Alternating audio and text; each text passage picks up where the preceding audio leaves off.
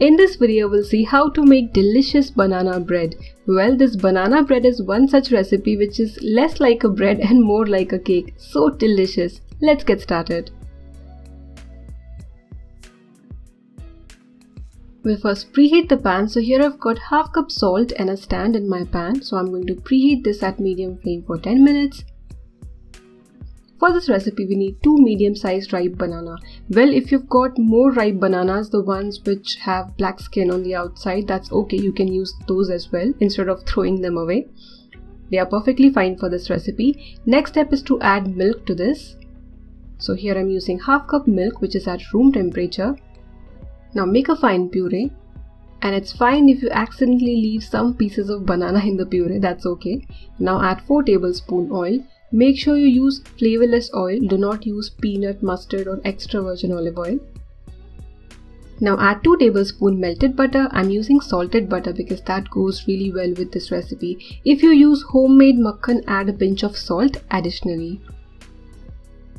Now add 3/4 cup powdered sugar. This is regular sugar, just grind some sugar in your mixer grinder jar.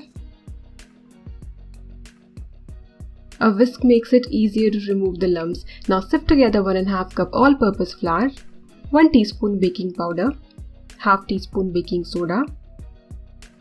So sifting a little at one time. Start with a whisk, so be gentle. The intention is to just mix the batter and remove the lumps and not beat it. After this, you can switch to a spatula and then gently fold and mix. So cut and fold gently.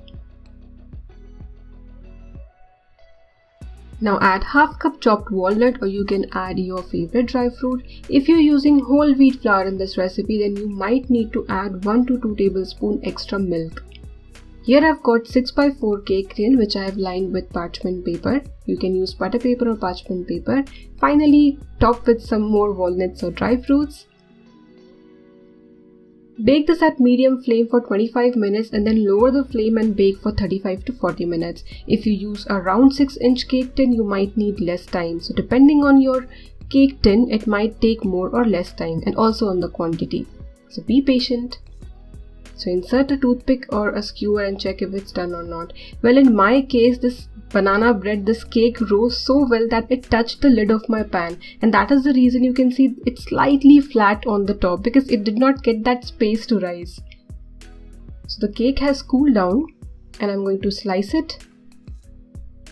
Look at it, it looks so beautiful. I mean the banana bread. Sorry, I'm getting confused between bread and cake because technically it's a cake, but it's slightly dense than other cakes, that is why it's bread.